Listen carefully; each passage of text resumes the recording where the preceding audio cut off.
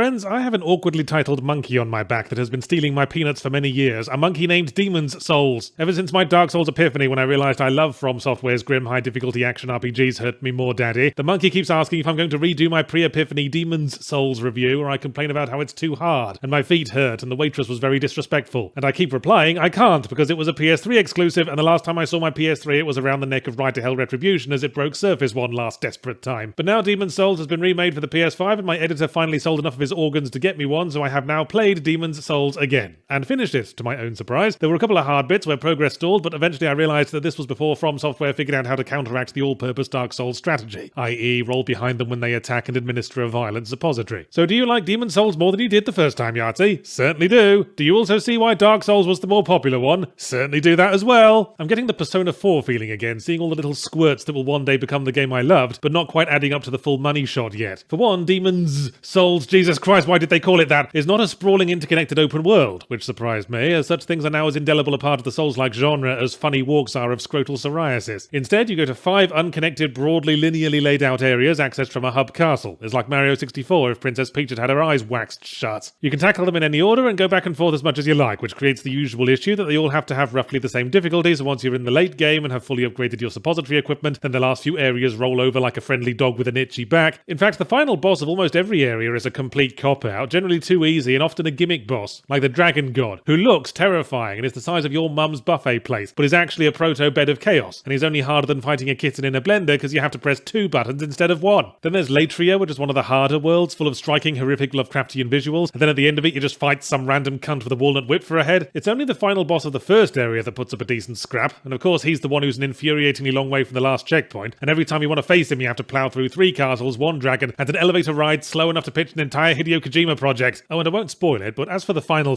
boss of the game, I've had bigger struggles working caramel out of my teeth. That was the point, Yards. It's an illustration of the rot that set into this dying world that even the final boss could barely peel himself off the couch long enough to put up a fight. Yeah, I know, Dark Souls does the same thing, but it manages to not be completely anticlimactic about it. I left Demon's Souls feeling it had engaged me a lot less than other From Software self-abuse simulators, especially in the story area. Maybe the less cohesive world made me feel a little more detached from it, if it wasn't all the underwhelming boss fights that felt more like getting coughed on by a stoat. But this is a remake, remember, and as for whether it benefits from that, the graphics have certainly been significantly shined up in contrast to the disappointing Dark Souls Remastered, which just felt like playing the old version after you've gotten better contact lenses. I was impressed by the PS5's short loading times, but if I'm going to have to host a licorice allsort as big as that, it better have some fucking hardware improvements. When it comes to gameplay, however, this is very much a warts and all situation. I mean, the biggest and greasiest wart that I'd have thought the game would want to hack off given a chance to rethink things is the limited inventory space, which is the little dog turd seed from which grows a many-branched dog turd tree. Having to constantly manually replenish items, the having to press an extra button that sends found items to the stockpile when you might have 3 fetid bugbears closing in, never mind to administer suppositories of their own, leaving behind your useless pile of tendinitis cure potions and then getting fucked because you run into the one enemy in the game that bestows tendinitis 3 miles from the checkpoint. And by the tiny stroke of removing inventory limits, all that imbuggerance would disappear. We could stop having to deal with that Stockpile Thomas weirdo in the hub castle, who keeps talking like he's in actual physical love with me because I let him hold the 4 Dregling shields I am never going to bloody use. And while we're nitpicking, in Dark Souls you use Titanite shards to upgrade your weapon some of the way, and then you have to use the rarer large Titanite shards instead. This is a fine system. In Demon's Souls, once your weapon is upgraded past a certain point, you have to use both small shards and large shards. This is a bad system, designed by evil footwear companies who want you to wear out your shoes grinding small shards in old areas, or going back and forth buying them in bulk from that weird bloke who looks like Charlie Manson taking a beach holiday. But you know something, viewers? You have to get really into a game to start being bothered by stuff this deep in the systems, and I was really into Demon's Souls. I mean, it was interesting to see all the little prototype ideas that would later go into Dark Souls and even Bloodborne in parts. There's Proto Blighttown, there's Iron Golem Jr., and the granddaddy of the entire spectrum of generic dude in armor boss fights, old Mr. No seriously now what's your actual name, the Penetrator. But I'm left wondering what Demon's Souls' purpose is in the present day, considering that it was in many ways a prototype for the vastly better and much easier to pronounce Dark Souls. I would have said it might be a nice starter game for players who were turned off by the way newer From games have gotten even harder and sprawlier and might appreciate something a little more straightforward and easier going, but the game's actually harder in some ways. It's a lot stingier with checkpoints, and lest we forget, you're punished with having to make do with half health for the disproportionate crime of dying once and not knocking out every boss on your first go with naught but a swing of one mighty testicle, which isn't exactly friendly to new players or healthy genitalia. Don't get me wrong, I appreciate getting the chance to replay it, but I'm a Dark Souls fan. It was interesting to me. The way dads are interested in model railway museums that bore the earlobes off everyone else. Look, kids, this dragon guarding Castle Boletaria must be the progenitor of the Hellkite Wyvern from Undead Burg. Isn't that fascinating? Dad, we're really bored! And my iPad melted.